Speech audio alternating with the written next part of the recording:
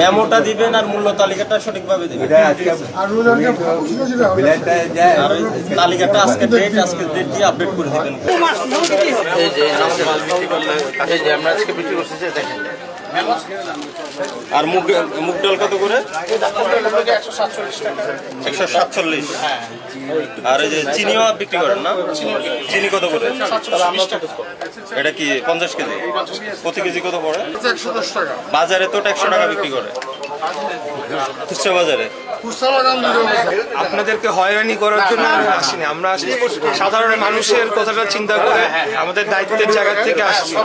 আপনাদেরও যারা সাপ্লাই দেয় তারাও যদি আপনাদের সাথে প্রাইস নিয়ে দাম নিয়ে কোনো ধরনের চাপ প্রয়োগ করার চেষ্টা করে আপনারা আমাদেরকে জানাবেন, আমরা সরাসরি তাদের কাছ থেকে বুঝে নিয়ে আসবো। ঠিক আছে, যে রোজার মাস এবং পরবর্তীতে রমজান মাস শেষে ঈদ রয়েছে, এখানে আমাদের সরকারের পক্ষ থেকে একটা জোরালো বার্তা রয়েছে যাতে কোনোভাবেই অতীতের ন্যায়, অতীতে যেভাবে বাজার সিন্ডিকেট করা হয়েছে, বাজার সিন্ডিকেট করে বিভিন্ন ভোগ্যপণ্য, বিভিন্ন খাদ্যদ্রব্যের দাম সেটিকে ম্যানিপুলেট করা হয়েছে এবং সেখানে একটা অবৈধভাবে মজুতদারির মাধ্যমে দাম কারসাজি করা হয়েছে, যার ফলে ক্রেতাদের আপনারা দেখেছেন যে চরম ভোগান্তিতে তারা পড়েছে, কিভাবে জিনিসপত্রের দাম বেড়ে গিয়েছিল।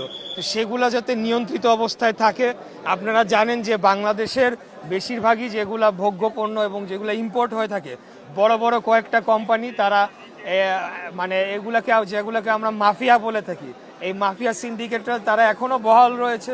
বেসিক্যালি একজন জনপ্রতিনিধি হিসাবে ওনাদেরকে সহযোগিতা করার জন্য এসেছি, যাতে জিনিসপত্রের দাম সেটা